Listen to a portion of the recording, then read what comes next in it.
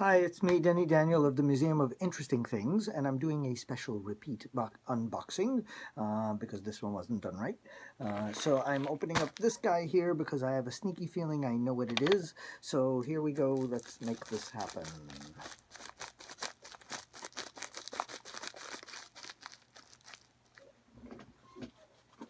Go right in the garbage can. I was right, these are two very cool books that I got for the museum. So and they're tiny. They're much smaller than I expected them to be. I thought they would be like, something formidable. So let me see which one this is. This one is a very cool antique version of Faust. It's probably early to mid 1900s is what my assumption is. Let me see if it gives me the option of a date on it. Doesn't. But it's got fantastic illustrations. Isn't that beautiful? I love this book. But this is the one that I really, really wanted very badly because this story inspired pretty much the entire museum. This is Tristan und Isolde as a beautiful, beautiful antique book. Let me see if I can get the name well for you. So it says it on top, Tristan and Isolde, also early to mid 1900s. And the illustrations on this are absolutely stunning. I learned this book in college. Michael Hanafin, my professor at New York University, taught me this book, and it pretty much changed my life, pretty much. I was so inspired by it and loved it so much. I swore if I ever had a kid, I would name my kid Tristan. I like the name Tristan and Justin and Oliver, but I never had a kid, so I named my cat Tristan. Um, but this is just a really good version of it. Obviously, Wagner did the opera, but the book, there's a poem on the subject dating from around 1150 is when the book was originally written. The romantic story had its beginning as a Celtic conception, running somewhat as follows, and it gives you the whole description behind it. But there's some fantastic um,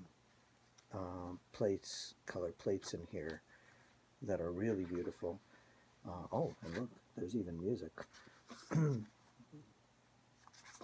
So yeah, this book, these, Celtic and Teutonic tales are the tales that pretty much um, show us what men should be like, our perceptions of men and of women, chivalry and knights and honor and all that kind of stuff. That comes from those old Celtic Teutonic tales from around 1,000 years ago or more. The Tristan and Isolde, the Nibelungenlied, um, and King Arthur's Court, and all those stories uh, gave humanity its image of what people should be like and behavior and all that, and really inspired me, especially back then. That professor, my literature professor, who was one of my majors at NYU, really taught me a great deal. He passed away while I was at NYU, unfortunately, but I got to take all of his classes before he left. And he was the one who took me to my very first speakeasy, Chumley's, and that's why the Museum of Interesting Things does a speakeasy because of Michael's influence. And by the time I graduated, I'd already bought 250 antique books because of these amazing stories that he taught me. His classes were the syllabus would often be 7 to 14 books required reading, and I loved every single one of them. I just had so much fun. He would show up and he had this frosted white hair, like silver hair, and he would show up with bags and bags of books, and he would plop them on the table, in the classroom, and it would literally cover him. And then he was so dramatic and amazing. He would flail his hands back and forth as he was describing the drama and the beauty and the romanticism of all these books. And I just, as a child, it just inspired me so much that it became my main focus at NYU, one of my main focuses. I had like 2 degrees and 2 majors per degree, so like 4.